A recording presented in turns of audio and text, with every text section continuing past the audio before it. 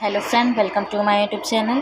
आज हम BA final year वालों को सोशियोलॉजी थर्ड पढ़ाने जा रहे हैं। ये वीडियो भी फाइनल ईयर वालों के लिए काफ़ी यूज़फुल हो सकता है। फ्रेंड, अगर आपको वीडियो पसंद आए तो like, comment and subscribe bell icon को ज़रूर प्रेस करें, जिससे हमारी नई वीडियो की नोटिफिकेशन आपको मिल सके। तो चलिए अब हम इसे स्टार्ट करते हैं पढ़ना। तो फ्रेंड, आज का हमारा टॉपिक है M.N. श्रीनिवास की प्रभु जाति की अवधारणा पर प्रकाश डालिए। तो आज हम लोग जानेंगे प्रभु जाति क्या है और इसकी क्या अवधारणा है। फ्रेंड, इसके पहले हम लोगों ने संस्कृतिकरण की अवधारणा के बारे में बताया हुआ है।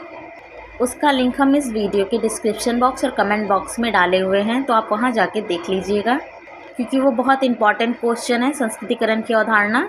तो आप प्लीज़ एक बार जाके उसे देख लीजिए।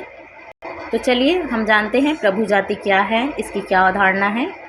तो हम देखते हैं आंसर। संस्कृति हिंदुत्व के स्थानीय रूप में 4 वर्णों के नामों ब्राह्मण, क्षत्रिय, वैश्य और शूद्र का उपयोग भले ही हो, किंतु उसका सार स्थान के अनुसार परिवर्तन होता रहता है।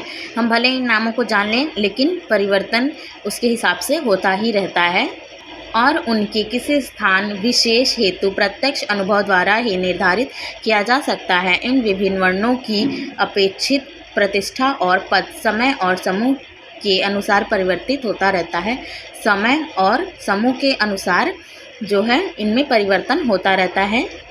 अनेक बार राजाओं और योद्धाओं में जीवन शैली का पद ब्राह्मण के बराबर या कभी कभी उससे भी ऊंचा होता है।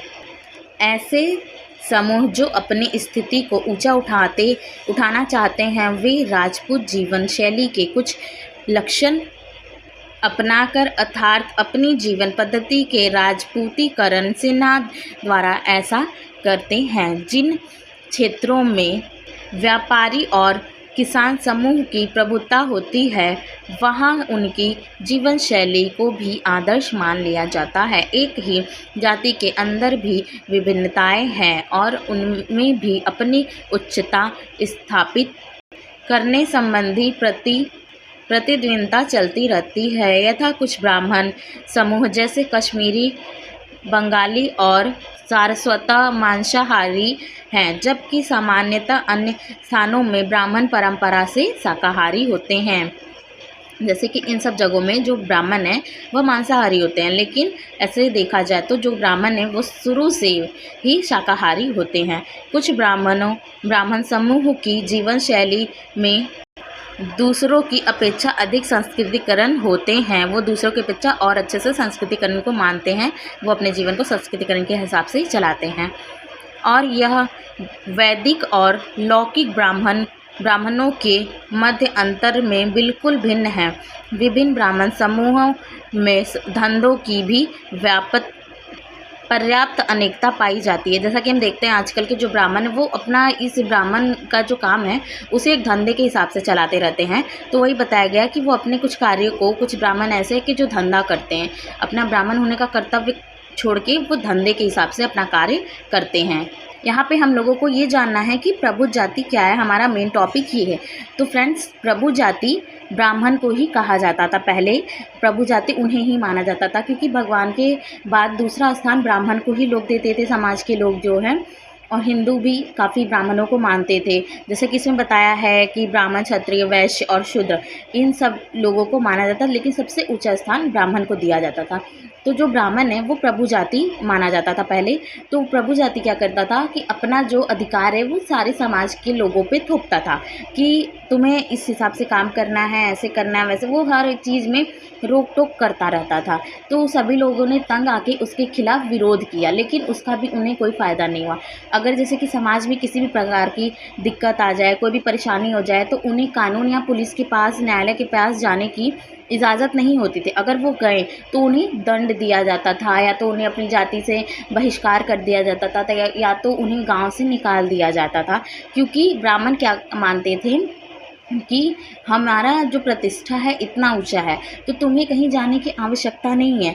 तुम्हारी जो दिक्कत है, जो भी प्रॉब्लम है, तुम हमें बताओ, हम उसका सल्यूशन करेंगे। जिस हिसाब से कि हम जानते हैं कि पहले पंच होता था कि पंच जो भी करेगा अच्छा करेगा, सबके न्याय में करेगा, हित में करेगा ना, उसी हिसाब से ब्राह्मण काम करते थे। चाहे जितनी बड़ी दिक्कत हो, जो भी हो, गांव में जिस भी चीज़ के लिए दिक्कत हो, कोई कहीं नहीं जाता था। सभी लोग ब्राह्मण के पास आते थे और ब्राह्मण ही उनके उस प्रॉब्लम का सल्यूशन करते थे। और वहाँ पे ज़्यादा से ज़्यादा प्रभु जाति का ही मान्य हुआ और प्रभु जाति अपना अधिकार पूरे समाज पे जताने लगा और वो छोटे वर्गों को दबाने लगा। जब इस प्रकार से ये सब चीज़ें बढ़ने लगी तो जो बाकी जो लोग थे, जैसे कि ब्राह्मण के बाद क्षत्रिय आते, तो क्षत्रिय जो है वो ब्राह्मणों की तरह उनकी तरह बातचीत खान पान को अपनाने लगे ताकि उनके में परिवर्तन आए। और जब क्षत्रिय ऐसा करने लगा तो वैश्य उसका देख के क्षत्रिय के हिसाब से करने लगा, उसकी तरह खान पान जीवन शैली को अपनाने लगा, उसके रीति रिवाज कर्म कांडों को। और जब वैश्य ऐसा करने लगा तो शूद्र उसके हिसाब से उसका देख के वो करने लगा कि जैसा शूद्र करता था पहले हम उस हिसाब से करेंगे। इसी तरह धीरे धीरे परिवर्तन समाज में होने लगा और प्रभु जाति इसी प्रकार से अपना अधिकार पूरे समाज पे जमाए रखती है। तो अगर आपसे ऐसे क्वेश्चन पूछेगा कि प्रभु जाति क्या है या फिर प्रभु जाति की अवधारणा दीजिए, तो आपको बताना यही है कि प्रभु जाति है क्या। पहले तो ये कि प्रभु जाति कोई और नहीं, ब्राह्मण को ही कहा जाता है प्रभु जाति, क्योंकि भगवान के बाद उसे ही माना जाता है भगवान, तो इसीलिए उसका नाम प्रभु जाति रखा गया। क्योंकि सबसे ऊंचा स्थान भगवान के बाद ब्राह्मण को जाति में सबसे ऊंचा वर्ग माना जाता है। तो आई होप फ्रेंड आप लोगों को वीडियो समझ में भी आई हो और पसंद भी आई हो। आप इसे बहुत अच्छे से अपने शब्दों में एक्सप्लेन कर सकते हैं क्योंकि बहुत ईजी क्वेश्चन है। अगर आपसे ऐसे एग्जाम में पूछ लेगा प्रभु जाति की अवधारणा या फिर इससे जो भी रिलेटेड आपसे क्वेश्चन पूछेगा, प्रभु जाति क्या है, इसकी विशेषता क्या, आप इसको जानते हैं समझते हैं, जो भी आपसे पूछेगा आप इसे बहुत अच्छे से कर सकते हैं। फ्रेंड कैसे लगी आपको video, like comment and subscribe bell icon को जरूर प्रेस करें जिससे हमारी नई वीडियो की नोटिफिकेशन आपको मिल सके। Thank you for watching my video.